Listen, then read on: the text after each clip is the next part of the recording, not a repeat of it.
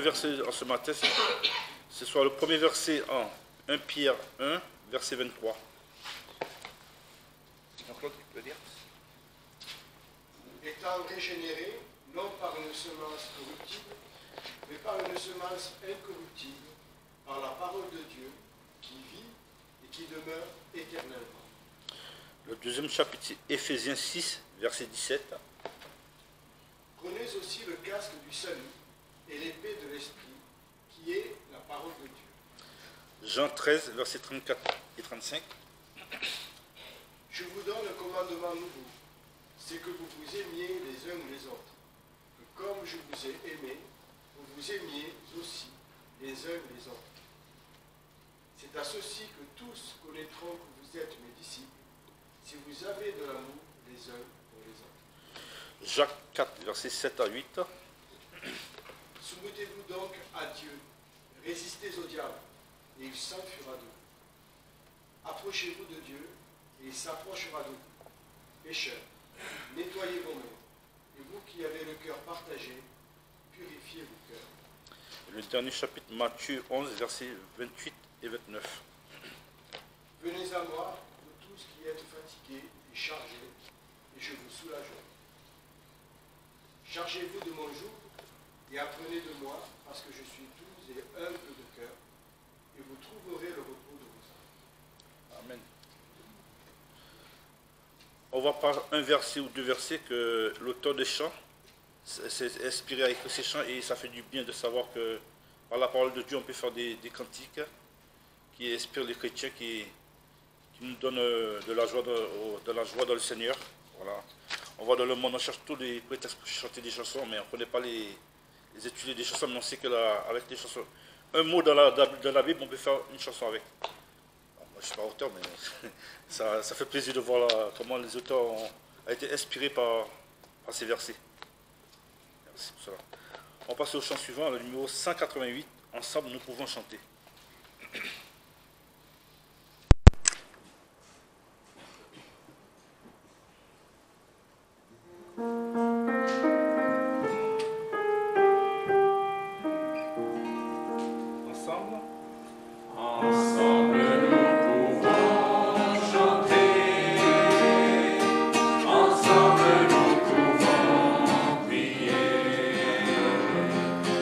Élever nos voix et adorer.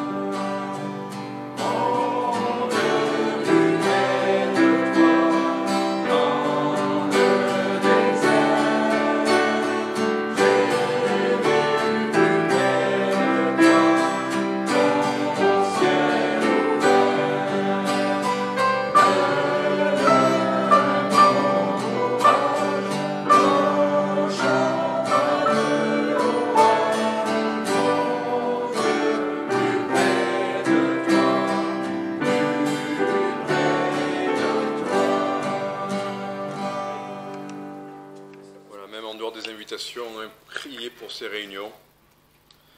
Donc le frère Bozzi va venir de Paris, hein, il est lui-même pasteur, il a beaucoup de travail, mais il est toujours heureux de pouvoir partager la parole. Donc priez pour lui, que ça soit, je ne suis pas inquiet, enfin, le connaissant, ça sera des bons messages, mais priez que vraiment le Seigneur amène des gens et que des gens soient menés à la foi, parce que c'est ça le but. Nous, que les choses soient plus claires et que des incroyants soient éclairés, qu'un voile se lève. Voilà les temps de la fin. Je dis encore merci à Jean-Paul qui a préparé le traité. On a terminé ça hier soir, parce qu'on voulait en avoir pour aujourd'hui. Et le petit dessin que vous verrez derrière, c'était pas facile. Hein, trouver des idées pour mettre les temps de la fin. Comment vous voulez illustrer les temps de la fin? Si vous faites appel à l'intelligence artificielle, il va vous faire un dessin qui ressemble avec des anges et des fleurs et tout ça. Donc c'est pas. Donc voilà, merci à Jean-Paul aussi pour tout ça. Bien, Jean chapitre 8, versets 31 à 36.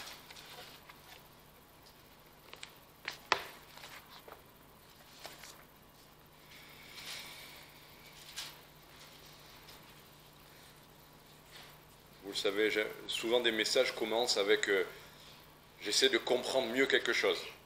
Justement, c'est une difficulté pour moi qui m'amène à approfondir un sujet. Donc c'est ce qu'on va voir maintenant, Jean, chapitre 8, à partir du verset 31. Des versets qu'on prend comme des évidences, mais des fois on ne les comprend pas, en réalité. On ne sait pas de quoi il s'agit réellement. C'est ce qu'on va voir. Donc je vais prier et ensuite on va commencer.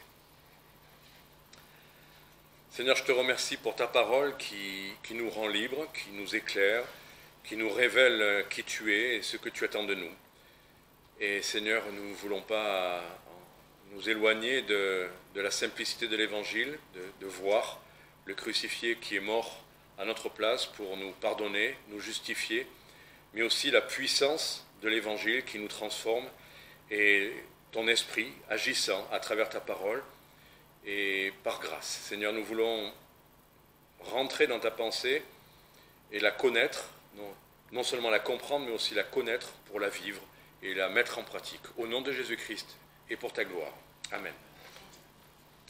Voilà, Jean 8, verset 31.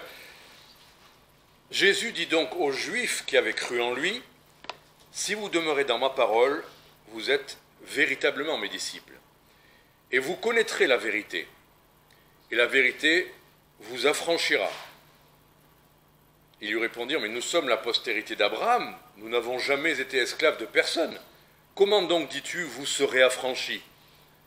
Et Jésus leur répondit, en vérité, je vous dis que quiconque s'adonne au péché est esclave du péché.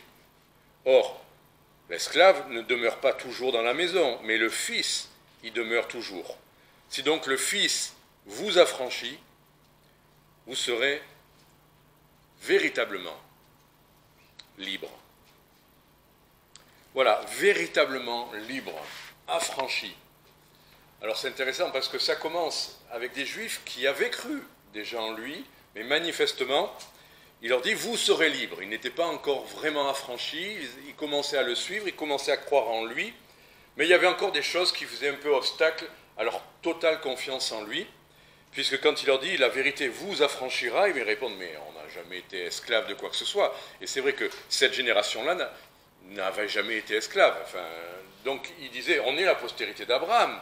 Donc on n'est pas des esclaves, Donc il y avait ce discours qui ramenait à leur origine, justement, qui semblait leur suffire. Ils étaient prêts à le suivre, mais pour eux, être la postérité d'Abraham, ça leur suffisait. Ils pensaient qu'ils n'avaient jamais été esclaves. Et en fait, c'est intéressant, parce que moi, ce qui m'a arrêté, c'était l'idée de libre. Libre, mais au fond, libre de quoi?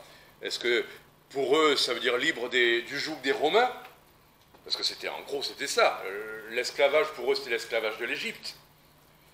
Et pour eux, être esclave, ça voudrait dire être esclave de qui? De quoi? Et là, le Seigneur transpose tout ça immédiatement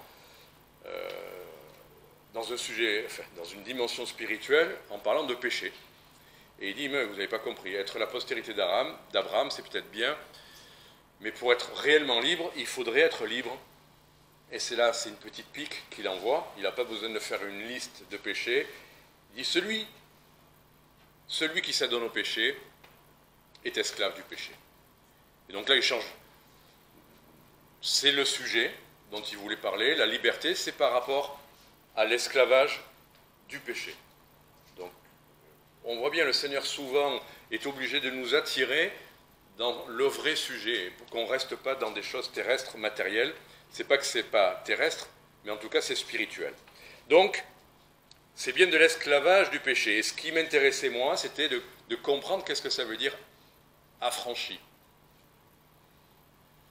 Ben, l'affranchi, si vous pensez à ce que c'est l'esclavage, c'est on appartient à quelqu'un, on fait tout ce qu'il nous dit, on ne fait jamais ce que, a priori, nous, on a envie de faire, on ne peut pas faire ce qu'on aimerait faire, et on le sert. C'est ça l'esclavage. On lui appartient, on ne fait jamais ce qu'on veut, et on le sert. Voilà. Et le Seigneur, là, nous transpose à l'idée de l'esclavage du péché. Quand on s'adonne à un péché, ben en fait, en réalité, on ne fait pas ce qu'on veut. C'est ce que dit Paul dans Romains 7. Tout le monde aimerait ne pas tomber dans certains péchés qui sont dégradants. On aimerait être gentil et on n'est pas très gentil, même des fois méchant. On aimerait être bienveillant. Enfin, bon, une quantité de choses.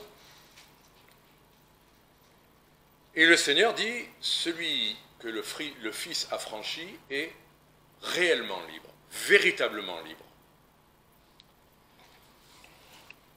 Bon, on a compris le contexte. Pour les Juifs, il fallait qu'ils viennent vraiment et ils fassent totalement confiance à Christ. Il y avait l'enjeu de la loi, Romains en parle aussi. Mais aujourd'hui, nous, alors pour que quelqu'un soit vraiment sauvé, il faut qu'il se confie totalement dans le Fils. Et beaucoup de gens se croient chrétiens, comme à l'époque postérité d'Abraham, et vont dire « moi je suis né dans une famille chrétienne », et à la fois leur vie, dans l'intimité, dans leurs pensées, manifeste que non, ils sont esclaves du péché. Et si on est esclave du péché, le Seigneur nous dit attention, c'est peut-être qu'on n'est pas réellement libre, c'est peut-être qu'on n'est pas affranchi encore par le Fils. Parce que connaître le Fils, c'est être affranchi par le Fils. C'est ce qu'on va voir maintenant. Ça peut être pour nous un avertissement, de ne pas se croire réellement chrétien, si en réalité dans notre vie chrétienne on est comme on a toujours été. Alors peut-être, on en discutait avec un frère, des gens qui sont des fois dans les églises ont même des responsabilités, on leur demande mais alors comment tu connais le Seigneur, comment tu as connu le Seigneur? Ah ben avant j'étais catholique, et puis je suis venu chez les baptistes, et puis je préfère les baptistes, alors maintenant je suis chez les baptistes. Ou les frères, ou les évangéliques, ou ce que vous voulez, ou les protestants. Combien de fois, quand j'étais à Montauban, j'entendais ça, milieu protestant, oh mais bon, nous on n'est pas des catholiques, on est des protestants, et j'ai grandi dans le... Est-ce que c'est ça que le Seigneur attend de nous? Non, le Seigneur nous demande de le connaître, et il y a comment on va le rencontrer, il y a la repentance, bien sûr, il y a l'idée du péché, vouloir être affranchi du péché. Si on dit non mais le péché c'est secondaire, moi, connaître Christ, c'est que avant j'étais triste et maintenant je suis joyeux. Avant j'étais seul et maintenant j'ai une communauté. Avant je ne savais pas où j'allais dans la vie, maintenant je sais où je vais. C'est bien tout ça, mais ce n'est pas ça la conversion. La conversion c'est bien par rapport au péché.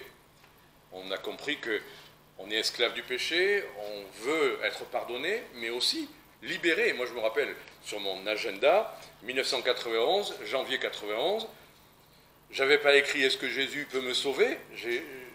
J'avais écrit « Est-ce que Jésus change un pécheur ?» Le désir de mon cœur, c'était de ne plus être esclave. Je n'étais pas pire qu'un autre, mais je le savais, j'étais convaincu de mon péché. Donc ces choses-là, la repentance par rapport au péché, avoir été convaincu de son péché, c'est fondamental. C'est là-dedans que se construit, que s'édifie le début d'une conversion.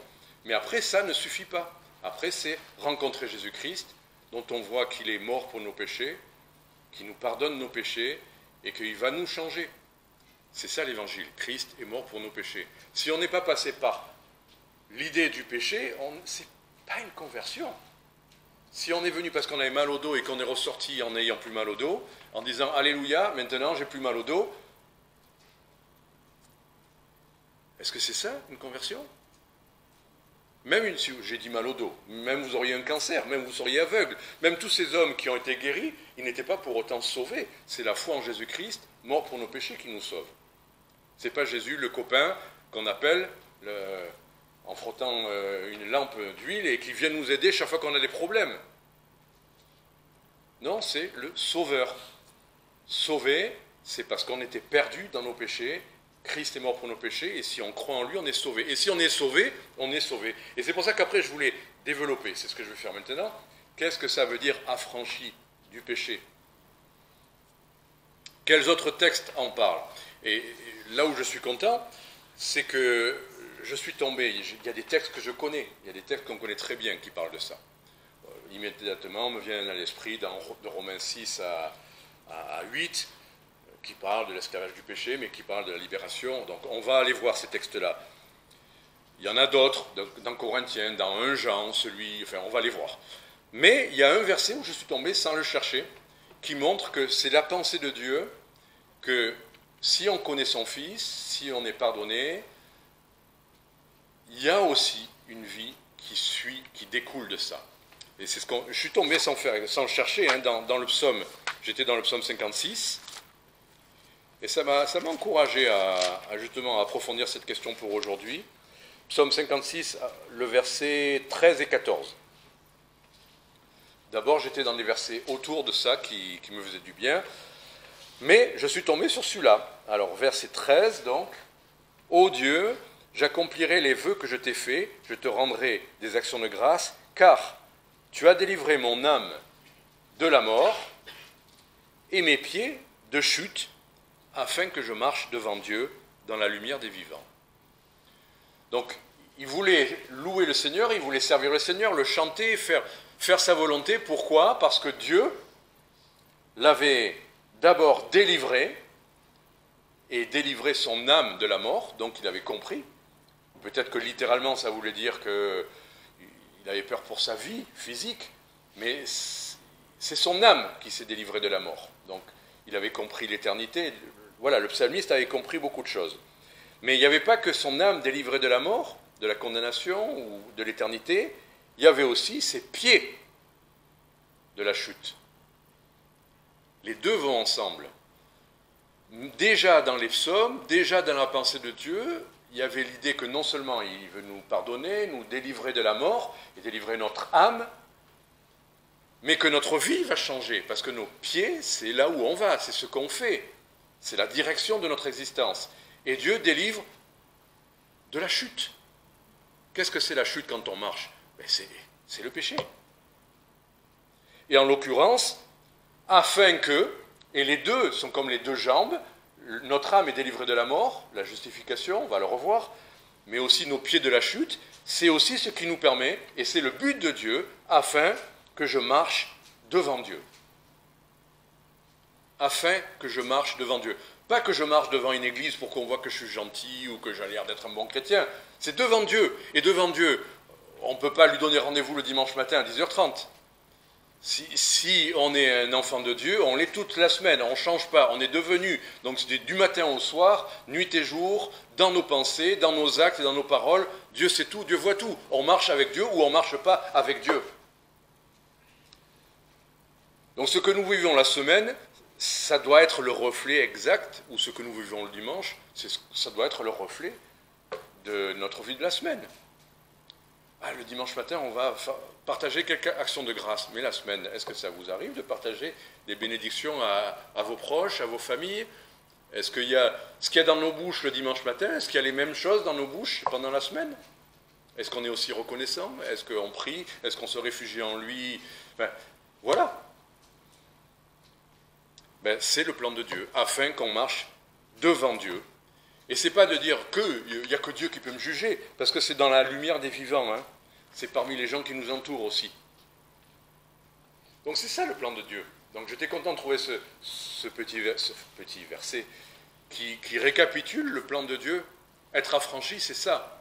Notre âme de la mort, nos pieds de la chute. Donc Dieu nous préserve de la chute si on marche en lui. Et on marche devant lui et dans la terre des vivants. Voilà le plan de Dieu. Alors maintenant, on va aller dans les passages solides dans l'Épître aux Romains, d'abord, mais avant d'aller à Romains, justement, je suis retombé dans 1 Corinthiens 6. On peut d'abord aller voir 1 Corinthiens 6, 9 à 12. Alors c'est de l'enseignement, mais vous savez quoi? Il ne faut pas avoir peur de l'enseignement. On a peur que ça nous culpabilise ou qu'on se dise, oh là là, j'y arrive pas ou je ne comprends pas. Je lisais dans Éphésiens que, par exemple, l'amour de Christ, Paul prie afin qu'ils comprennent et après qu'ils connaissent l'amour de Christ dans toute son étendue. La révélation, on aurait l'impression que c'est... Dieu nous fait tomber quelque chose sur la tête et puis d'un coup, ça y est, on a tout comme... On connaît l'amour de Dieu. Paul prie pour qu'ils comprennent, pour connaître.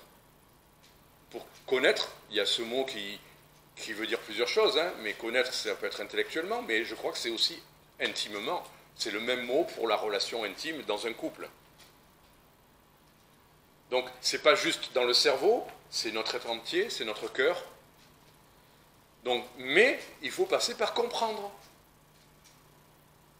Oui, la révélation de Dieu par le Saint-Esprit, mais le Saint-Esprit agit en nous faisant comprendre des choses. Donc, on va essayer de comprendre. 1 Corinthiens 6, versets donc 9 à 12.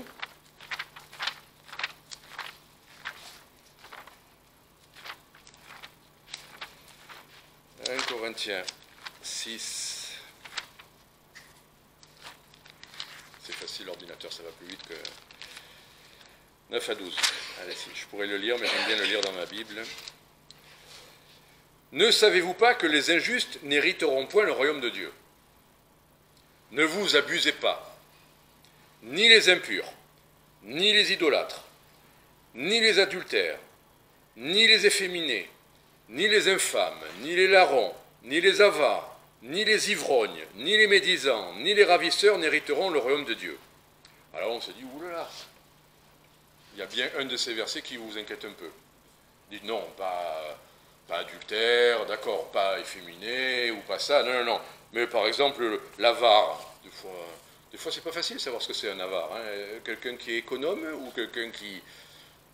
Le Seigneur nous demande d'être économe, de ne pas dilapider tout ce qu'on a. Mais qu'est-ce que c'est l'avare? Je pense que l'avare, ce n'est pas seulement celui qui veut économiser, c'est celui qui veut en avoir toujours plus. C'est l'amour de l'argent, l'avare. C'est quelque chose qui vous obsède. Enfin, quand vous lisez l'avare de Molière, c'est une obsession. Après, vous faites des courses, d'acheter quelque chose un peu moins cher, vous regardez au kilo, c'est moins cher que l'autre. C'est pas être avare, c'est être des bons gestionnaires de ce que Dieu nous donne. Voilà, bon, mais donc pour dire, ivrogne, là c'est la même chose. Un ivrogne, c'est pas celui qui, lors d'une fête familiale, a bu un verre. Faites attention, l'ivrognerie, c'est des fois un peu moins que ce que certains pensent. Chacun met la... Pour certains, ça veut dire ne jamais boire quoi que ce soit d'alcoolisé. Pour d'autres, ça veut dire, non, non, moi je ne suis pas un ivrogne parce que je ne bois pas tous les jours, et puis de toute façon, je suis un peu plus joyeux, je rigole un peu plus. Faites attention. L'ivrogne, c'est peut-être celui qui en a besoin. Besoin pour être un peu détendu le soir en temps du travail. Attention. Besoin pour être un peu plus joyeux en famille. On n'en a pas besoin. Pas besoin pour être détendu parce que le Seigneur est notre paix. Pas besoin pour être bien en société parce que le Seigneur nous donne un caractère qui normalement doit pouvoir s'entendre avec les autres. Enfin, bon. Attention à l'ivrognerie, c'est une dépendance, c'est quelque chose qui nous amène peut-être à des comportements pas justes. Attention. Bon, enfin voilà, tout ça pour dire, voilà, ne vous abusez point. Il y a des choses qui, si on est ça ne dit pas d'être tombé une fois. Là, il parle vraiment d'identité. On est ça, on est des adultères, et on l'assume, et on trouve ça normal. On est un ivrogne, on trouve ça très bien, et on le défend. On est voilà. Donc c'est ça, c'est l'idée de l'être, pas d'être tombé dedans. Mais, verset 11, or, c'est là ce qu'étaient quelques-uns de vous. Donc des vrais chrétiens ont pu être n'importe quoi de cette liste. Ne croyons pas que les efféminés, ou des fois on met certains à un niveau de péché où ils seront inaccessibles. Ben, les efféminés, les homosexuels, toute la liste des hommes possibles sont là. Les larrons, donc des voleurs, les ravisseurs, des gens qui enlèvent des gens. Eh oui. Certains des chrétiens de l'Église étaient de ça. Et on se dit, wow, je n'irai pas dans une église où il y a ce genre de personnes. Ben, vous seriez en sécurité. Parce que c'est là ce qu'ils étaient. Quelques-uns de vous. Ils étaient. Ils ne sont plus. C'est ça la différence. Et qu'est-ce qui s'est passé pour qu'ils changent? Eh ben, c'est l'œuvre du Seigneur, verset 11. Vous avez, c'est pas vous vous êtes changés, vous avez été lavés. Lavés par le sang de Christ. Vous avez été sanctifiés. Sanctifié, c'est mis à part et à la fois purifié. De quelque chose pour quelque chose. Mais vous avez été justifiés au nom du Seigneur Jésus. Donc, ils se sentent même plus coupables, ils ont été justifiés par le Seigneur Jésus, au nom du Seigneur Jésus. C'est que par le Seigneur Jésus qu'ils ont été lavés, justifiés, sanctifiés. Et intéressant, et par l'Esprit de notre Dieu. C'est-à-dire que ce qui rend ça réel, parce que là on est dans le réel, tout à l'heure on a vu réellement libre ou véritablement libre. Ce qui va appliquer ça, parce que de dire « oh j'ai été lavé mais maintenant je continue à pécher », ben non. Parce que c'est appliqué à notre vie, être lavé. C'est pas que, quand on dit par la foi, on a l'impression que d'un coup, c'est que dans... On peut pas le sentir, on ne peut pas le voir. Voilà, c'est justifié par la foi. Personne n'a rien à redire. Ben non, parce que le Seigneur applique par son esprit et par le sang de Christ, il applique sa sainteté, il applique sa justification. Enfin, il nous change. Donc c'est par l'esprit de notre Dieu. Donc, si on a cru dans le Seigneur Jésus-Christ et en son sang, mais aussi on a reçu son esprit. Et c'est par l'esprit. C'est pas parce qu'on est devenu des bons baptistes et qu'on a pris une chaise, ou qu'on donnerait même 30% de son salaire à l'église. Rien de tout ça. L'esprit de Dieu va nous changer. Et c'est ça la bonne nouvelle. Excusez-moi, mais il y a des choses que je ne sais pas faire. Je suis content quand quelqu'un sait le faire. Je suis content de téléphoner à Jean-Paul. On a des idées, mais moi, je n'ai pas Publisher et je ne sais pas le faire. J'ai l'idée de comment le faire, du résultat final, mais quand quelqu'un sait le faire, ben, je m'en remets à lui. Et c'est le Seigneur qui a agi pour tout ça. Ce n'est pas moi qui ai changé ma vie, qui me suis lavé, qui me suis sanctifié. C'est l'Esprit de notre Dieu. Donc, conclusion, toutes choses, verset 12, me sont permises, mais toutes ne sont pas profitables. Toutes choses me sont permises, mais je ne me rendrai esclave d'aucune. Bon, après, il parle des aliments, et surtout, il parle du corps. Alors moi, j'ai du mal à penser que toutes choses me sont permises, ben, je peux recommencer à voler, voilà, ça m'est permis. Ben non, évidemment que non. Mais toutes choses me sont permises, c'est-à-dire qu'on n'est plus dans la crainte du châtiment divin qui nous anime. Mais il y a des choses qui ne sont pas profitables, qui vont nuire. Et on ne les fait plus parce qu'on ne doit plus les faire, c'est tout. C'est nuisible, c'est toxique, c'est destructeur. Et c'est pour ça qu'un peu plus loin,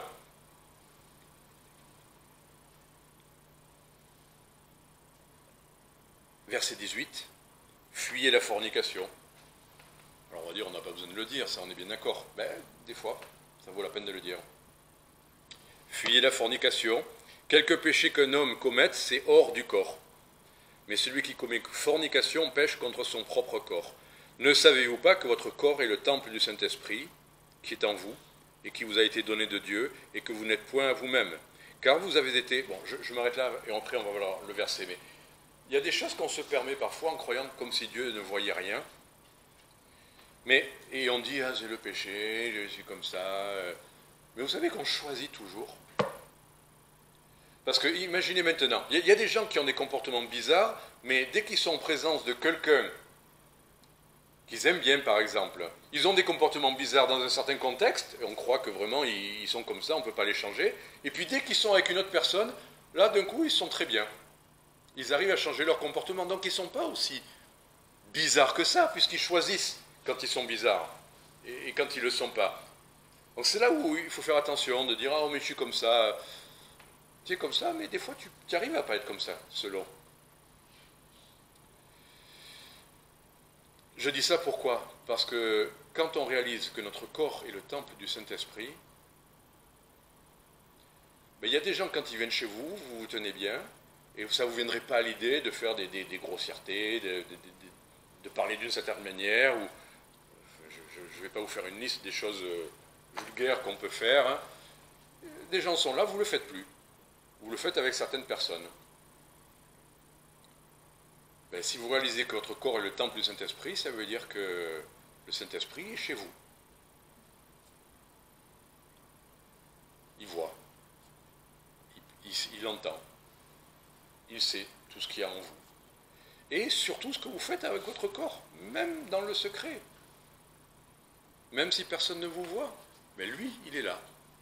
De se dire, il est là.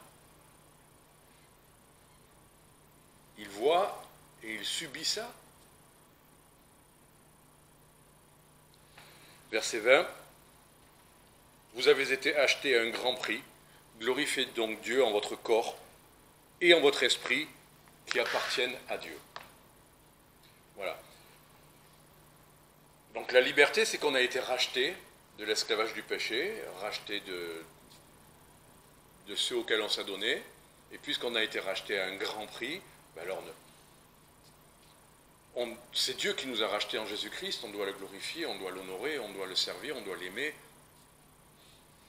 avec notre corps et notre esprit qui lui appartiennent. Ça lui appartient. Bon, on pourrait parler pendant des heures de chaque verset, mais Romains 6, je ne serai pas trop long, mais Romains 6, versets 3 à 8, puisque c'est les chapitres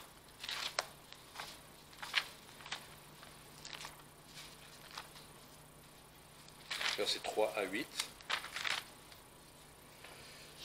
Ne savez-vous pas que nous tous qui avons été baptisés, alors le mot baptisé, il y a un frère qui aime beaucoup le développer, baptisé ça veut dire immergé, être plongé dans, d'accord? Baptizo, immergé, plongé dans, d'accord. On a été baptisés en Jésus-Christ.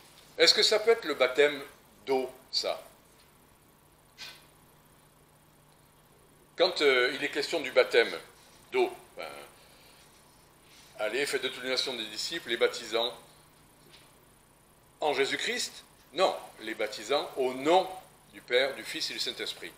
Le baptême d'eau, c'est au nom du Père, du Fils et du Saint-Esprit. C'est pas à cet instant-là, malgré certaines personnes qui ont mal compris le texte, c'est pas à cet instant-là du baptême d'eau que d'un coup on est baptisé en Christ, immergé en Christ. C'est spirituel, être immergé, plongé en Christ. Et ça, c'est par la foi en Jésus-Christ. Après avoir cru, vous avez reçu l'évangile, vous avez été scellés du Saint-Esprit. C'est le moment, c'est à notre conversion qu'on est de nouveau et qu'on est plongé en Christ. Et c'est certainement pas au baptême d'eau. Donc là, quand il est écrit, vous qui avez été baptisé, ce dont il est question, c'est l'expérience de la conversion. Vous avez été baptisé en Jésus-Christ, on a été baptisé en sa mort. Alors, après, quand dans l'explication du baptême d'eau, on utilise ce verset pour l'expliquer, ben, on peut utiliser ce verset parce que l'image du baptême, c'est une image. Ce n'est pas la réalité. Ce n'est pas au moment où on plonge dans l'eau que nos péchés restent au fond et qu'on meurt et que quand on sort, ah, alléluia, mais maintenant je suis parfait, dans mon cœur j'ai choisi de suivre Jésus-Christ et maintenant tout va être bien. Vous voyez bien par expérience que c'est souvent le contraire. Alors que celui qui est vraiment baptisé en Christ, immergé en lui, mort avec lui, par la conversion, lui il change. Lui, ses péchés restent au fond. Et lui, il naît d'une nouvelle existence. C'est ce qu'on voit là. Nous avons été baptisés en sa mort, verset 3. Nous avons donc été ensevelis avec lui par le baptême en sa mort, par l'immersion dans sa mort. Donc si on croit en lui, on est immergé, on est plongé avec Christ dans sa mort. C'est ça la conversion, c'est ça la nouvelle naissance. Ça passe par une mort d'abord. Afin que, et le but est là, afin que comme Christ est ressuscité les morts par la gloire du Père, de même, nous marchions, nous aussi, dans une vie nouvelle. Si on est vraiment identifié à Christ, si on est vraiment immergé en Christ, le jour où on a cru, on est mort avec lui, notre nature pécheresse, notre péché, pour ressusciter avec lui. On ne va pas être à nouveau séparés entre les deux. Il n'y a pas de quelqu'un qui meurt avec lui et qui ne ressuscite pas avec lui. Et cette résurrection, c'est cette vie nouvelle. Cette marche avec Dieu dont on parle depuis tout à l'heure. Et c'est lui qui le fait, et c'est en esprit. Donc c'est la conversion qui rend ça possible. On n'a pas besoin, comme le prétendent certaines, d'une deuxième expérience. Je ne sais quoi.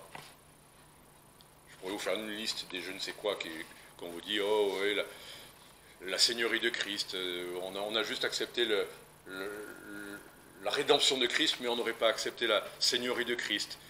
Ou, après, vous savez, parler en langue. Ah, tu ne parles pas encore en langue, mais c'est pour ça qu'il te manque encore ça, c'est pour ça que... Non, si je suis né de nouveau, je suis passé par cette expérience, nécessairement. Dieu ne s'arrête pas en chemin. Il t'avait dit, non, toi, tu es chez les baptistes, on ne croit pas assez au Saint-Esprit ou pas comme il faut, donc chez eux, tu vas, d'accord, mourir un peu à ton ancienne vie, mais tu ne vas pas vraiment naître une nouvelle vie. Arrêtons. Il n'y a pas ça dans les Écritures. Dans les Écritures, c'est on a le Fils ou on n'a pas le Fils. Si on a le Fils, on a la vie. Si on a la vie, on a une vie nouvelle. Parce que c'est l'Esprit de Dieu. Et l'Esprit de Dieu, il n'est pas plus petit chez les baptistes et plus grand chez les assemblées. Bon. Et on n'est pas meilleur et on n'est pas pire. Et des conversions, il y en a dans d'autres milieux, mais aussi chez nous. Et tout aussi valable parce que c'est l'Esprit de Dieu. Quel que soit notre dogme, quelle que soit notre pratique, c'est l'Esprit de Dieu. Et si on est né de nouveau, c'est un ensemble. Et gloire à Dieu pour ça. Il n'y a pas de plus petit chrétien que d'autres. On l'est ou on ne l'est pas, et on a la même vie nouvelle et le même esprit. Voilà, bon, je ne vais pas tout vous redévelopper, mais tout... Je voulais m'arrêter normalement au verset 8. Non, verset 7, parce que ça dit « Celui qui est mort est affranchi du péché ». C'est quand même intéressant, ça. C'est un drôle de... Enfin, c'est la folie de Dieu, ça. Pour dire que pour nous libérer de quelque chose, il faut nous tuer. C'est ça que ça veut dire, hein. Pour nous libérer de l'esclavage du péché, il faut... Allez, pour qu'il te laisse tranquille, le péché, il ne va jamais te lâcher. Le seul moyen, c'est de te tuer, il va te lâcher, tu vas voir. On est mort avec Christ au péché. Nous, on reste là, et on est mort. C'est notre vieil homme. Celui qui est mort est affranchi du péché. Vous n'avez plus besoin de... Vous n'êtes plus esclave du péché si vous êtes mort. Je ne vais pas vous donner d'explication ni d'illustration. Je crois que le texte est assez clair. Mais après, verset 9 du même texte. Sachant, donc vous voyez, il y a des choses qu'il faut savoir, là, pour le coup. Il y a des choses que Dieu a faites, et il y a des choses qu'on apprend.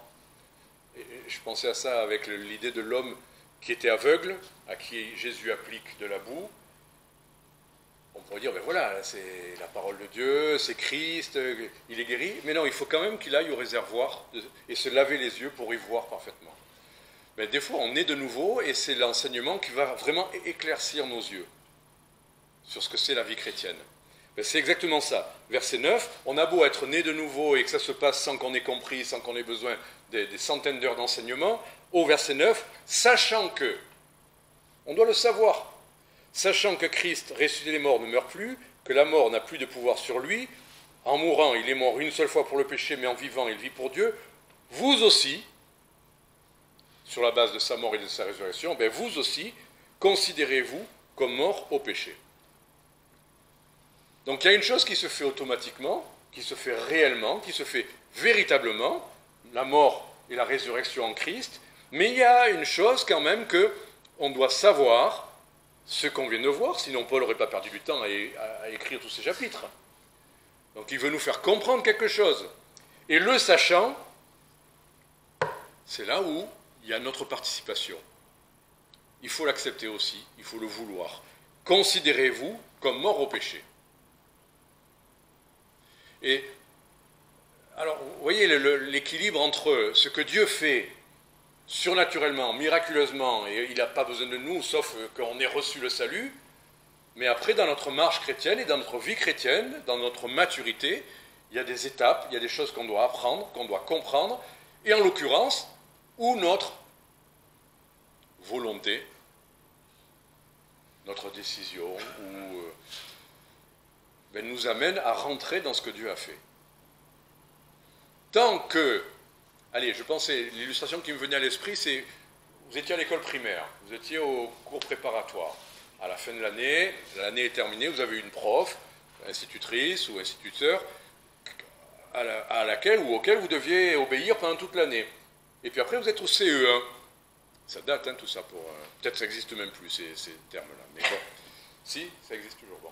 Vous êtes au CE1, vous rentrez dans une autre classe, vous avez un autre prof, vous devez respecter, mais vous n'êtes plus sous l'autorité de cette première institutrice. Bon, mais c'est ça l'idée. Vous n'avez plus besoin d'aller dans sa classe, vous n'avez plus besoin de lui obéir, vous n'avez plus besoin de l'écouter, vous êtes ailleurs. La loi, c'était un peu ça. La loi était un précepteur pour nous mener à Christ. Maintenant, c'est à Christ qu'on obéit. Et en l'occurrence, là, il faut se considérer comme mort au péché. C'était votre ancien esclavage. Avant, vous ne faisiez pas ce que vous vouliez, vous étiez esclave, vous vous adonniez à tel ou tel péché. Mais aujourd'hui que vous avez été libéré, vous n'avez pas besoin. Vous n'êtes pas obligé. Vous n'avez aucune raison de le servir. Mais il faut se considérer comme mort au péché. Tant que vous considérez comme oui, mais quand même, c'est un peu c'est en moi et ça me plaît. Mais c'est pas parce que ça vous plaît que vous n'êtes pas mort pour autant au péché. Parce que le péché vous attirera toujours votre vieil homme. Et c'est là où il faut se considérer comme mort au péché, de dire non, terminé. Je me considère, non pas comme faible ou pas très en vie, non, mort au péché. Il y a quelque chose de définitif dans la mort, non? Quelque chose où, si vous vous considérez une fois pour toutes comme mort au péché, ça veut dire oui, mais je suis pécheur, j'y arrive pas, Ben écoutez, je ne sais pas, mais vous allez à La Ciotat, vous montez sur la colline là-haut, là, comment ça s'appelle, si haut et si beau, là. Vous ne connaissez pas La Ciotat, hein? Cap Canaille, vous allez tout en haut. Vous pouvez vous mettre là au bord d'une falaise de centaines de mètres. Il suffirait d'un pas. N'importe qui va avec sa voiture se gare là. Allez-y un jour, c'est beau, c'est magnifique même. Vous voyez la baie de Cassis, la mer à perte de vue, et vous vous penchez un tout petit peu, vous êtes à 200 mètres au-dessus du sol, vous apercevez en bas, et vous n'avez rien qui vous retient, il n'y a pas de barrière. Et là, vous pourriez vous dire, mais alors, s'il n'y a pas de barrière, mais il y a plein de gens qui vont sauter, puisque c'est si facile. Ben non. Ben non. C'est rarissime. C'est arrivé peut-être une fois récemment. Mais c'est rarissime. Pourtant, il y a tous les jours des centaines et des centaines et des centaines de personnes de tous les âges qui viennent là, qui regardent, mais qui font attention. Donc, voyez, si vous comprenez que le péché est si dangereux, si nocif, vous ne vous dites pas, ouais, mais bon, je suis... Oh, là, imaginez, vous êtes au bord de la falaise. Oh, je suis un peu fatigué aujourd'hui. Oh, tiens, je tombe. Ben oui. Oh, il y a beaucoup de vent aujourd'hui. Oh, je tombe. Mais on fait ça avec le péché. Oh, j'ai pas mis mes lunettes. Oh, je tombe. Je vais vous faire une liste de ça. Oh, mais ma femme, elle est pas contente aujourd'hui. Elle me gronde. Je suis fâché avec elle. Hop, je tombe. Ou mon mari, ou mes enfants, ou mon patron. Non. Si on est sérieux, on sait bien qu'on tombe que si on l'a décidé. Rappelez-vous de la falaise. Donc il faut se considérer, et puis, verset 12, que le péché ne règne donc point dans votre corps mortel pour lui obéir en ses convoitises. Ne livrez point vos membres au péché pour être des instruments d'iniquité, mais donnez-vous à Dieu comme de morts, étant devenus vivants, et consacrez vos membres à Dieu pour être des instruments de justice. Car le péché ne dominera pas sur vous, parce que vous n'êtes point sous la loi, mais sous la grâce. Le péché ne dominera pas sur vous si vous décidez de servir le Seigneur plutôt que de donner, parce que c'est un choix. Est-ce que vous donnez les clés de votre appartement ou de votre voiture à des gens qui passent dans la rue? Ben c'est ça. Ne donnez pas votre corps au péché. Ça va faire des dégâts. Vous allez souffrir, vous allez rendre un mauvais témoignage, vous allez vous détruire, vous allez... Non, c'est trop sérieux. Vous ne donnez pas vos clés de voiture à quelqu'un qui n'a pas le permis, vous ne donnez pas les clés d'un appartement à tous les cambrioleurs qui passent dans la rue, mais ne donnez pas votre corps au péché, qui va se charger d'en faire des dégâts.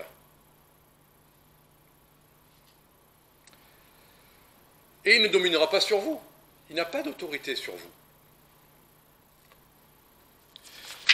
Voilà, à la place, livrez-vous à Dieu, c'est le meilleur moyen, c'est le plus sûr. Vous êtes en sécurité, vous n'êtes pas au bord de la falaise. Quand vous marchez avec le Seigneur, quand vous lui obéissez, quand vous faites sa volonté, vous êtes loin de la falaise. Et c'est le seul moyen d'être en sécurité, finalement. Au bord de la falaise, le meilleur moyen, c'est de s'en éloigner. Venez pas jouer avec le bord d'une falaise. Voilà, après il y a Romains 8, on termine avec ça. Bon, et là, comment dire, je pite, je prends à gauche, à droite telle ou telle affirmation. Il faudrait refaire tout le déroulement de la pensée de Paul de Romains 6 à 8. Mais on arrive à la conclusion, verset 1, « Il n'y a donc maintenant aucune condamnation pour ceux qui sont en Jésus-Christ et qui marchent, non selon la chair, mais selon l'esprit. » Marcher selon l'esprit. Le seul moyen de ne pas marcher selon la chair, c'est de marcher selon l'esprit. Il n'y a pas un entre-deux. De faire ce que Dieu nous dit. Et ce n'est pas compliqué obligatoirement, et ce n'est pas difficile obligatoirement. Non, c'est juste être conduit par l'Esprit de Dieu. Voilà, parce que la loi de l'Esprit de vie, verset 2, qui est en Jésus-Christ, m'a affranchi de la loi du péché et de la mort. Vous ne volerez pas si vous sautez de la falaise. Ah oui, mais moi j'imagine que ça va bien se passer. Ça ne se passe pas bien quand on choisit volontairement de pécher. Mais en revanche, en obéissant à la loi de l'esprit de vie, on est affranchi de la loi du péché, on est gardé. Verset 3, car ce qui était impossible à la loi, parce qu'elle était affaiblie par la chair, Dieu l'a fait, envoyant son propre Fils dans une chair semblable à celle du péché. Pour le péché, il a condamné le péché dans la chair. Donc on voit que c'est la croix qui rend ça possible, afin que la justice de la loi fût accomplie en nous, qui marchons non selon la chair, mais selon l'esprit. Voilà, il faut s'affectionner aux choses de l'esprit. Ça nous garde de s'affectionner aux choses de la chair. Et versets 13 et 14, et on termine avec ça. En effet, si vous vivez selon la chair, vous mourrez. Là, c'est spirituellement. Si on choisit de vivre selon le péché, vous mourrez. Ça ne veut pas dire qu'on meurt éternellement. Si on est un enfant de Dieu, l'Esprit de Christ est en nous, on est gardé. Mais, on meurt. Enfin, notre vie spirituelle ne restera pas... comme Samson qui croyait qu'il pouvait à la fois faire des choses pour Dieu et à la fois vivre dans le péché. Ben non, il s'est petit à petit détruit lui-même. Ben un chrétien qui meurt, ça veut dire quoi? Ça ne veut pas dire qu'il va aller en enfer. Ça veut dire qu'un chrétien réel qui a l'Esprit de Dieu et qui pourrait marcher selon la chair va dépérir spirituellement. Dépérir. Voilà, mourir, s'autodétruire, détruire sa joie, détruire sa paix, détruire son ministère s'il en a un, détruire tous les fruits comme un arbre, détruire tous les fruits de sa vie. Il va mourir spirituellement, ça c'est clair. Mais,